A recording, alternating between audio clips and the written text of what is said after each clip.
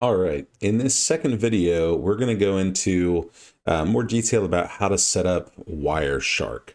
So I want to start by saying you do not need to know very much about Linux to get this set up. I'm going to give you some very specific commands that you need to go through to get you started.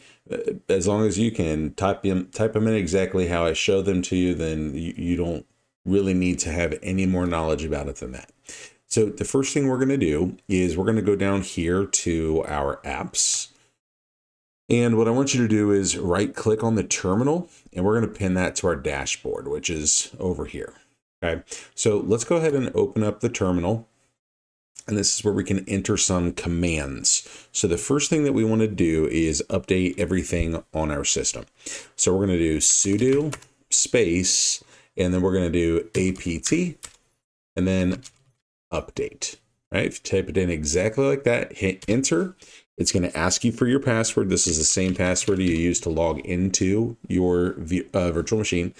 It is not going to look like you're typing anything on the screen. It's not going to show up anything as you type in characters. That's just because it doesn't want to display your password, but it's there. So you type it in, hit enter, and it's going to start going through and updating a bunch of stuff. I'm going to maximize this here. Okay, so update, nothing. It does tell me there's a lot of packages that can be upgraded. So I'm going to run sudo apt upgrade. When it asks if we want to continue, I'm going to hit Y for yes, and then hit enter.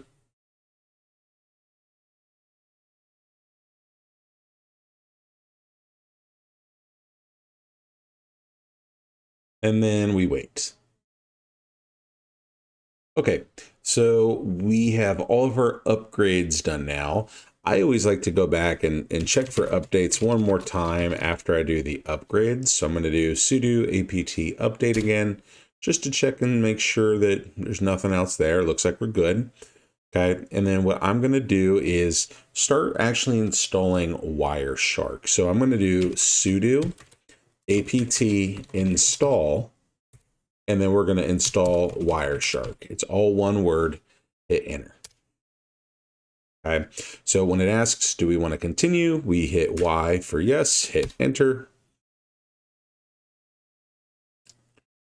Okay, and on this screen, use your arrow keys. We want to switch this over to yes and hit enter. And then we'll wait for it to finish installing here. Okay, so after it installs, the thing we want to do next is make it so that we can actually use Wireshark without being the what we call the super user or the administrator on the virtual machine. So this is one of our last commands here. We're going to do sudo usermod. It's all one word. And we're going to do a dash, lowercase a, capital G, then Wireshark, and then this part, you're going to type in your username. So my username is just George. You can see it up here at the top of the screen. Whatever your username is what you're going to type here. That's the really important part. We want to make sure whoever you're logging in as has access to actually use Wireshark, and then we're going to hit enter.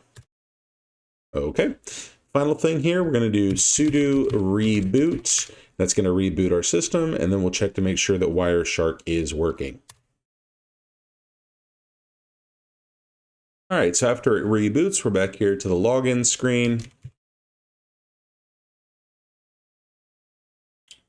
When we sign back in here, if we go back to our apps, we should have the Wireshark app here now. We're going to right click, pin it to our dash, just so it's easier to get in the future. And then we are going to open up Wireshark just by clicking it. Okay. And then I'm also going to have you open your terminal as well. All right, and I'm just going to kind of put these side by side so that you can see what we're doing here. So what Wireshark is going to do is it's going to allow us to see different packets of information, the different protocols being used as we're doing things on a network. So when you're on the main screen here, it's going to ask you where you want to capture the network traffic. We are going to use the ENP0S3. That's just our Ethernet connection. So I'm going to double click on that. And this window is going to pop up. It takes a little minute, or just a minute here to kind of get fired up. But what we're going to do is we're going to actually do something called a ping command, which is going to allow us to just kind of like send some test packets to make sure that everything's working out okay. So if I go to my terminal and type ping google.com and hit enter, we can see here in Wireshark, there is an echo, a ping request and reply from our virtual machine to google.com and back to us, right? Just request and reply. If I go back to my terminal and click in here, if I do Control C, that will stop it. And you can see that we successfully sent 24 packets to google.com. We got 24 replies back. So we're good. And we're not going to go into too much detail in this video about what all this means, but you can see that we can see like our source IP, the destination IP, the different protocols. So like TCP we've talked about. We have not talked about TLS, but at some point we will.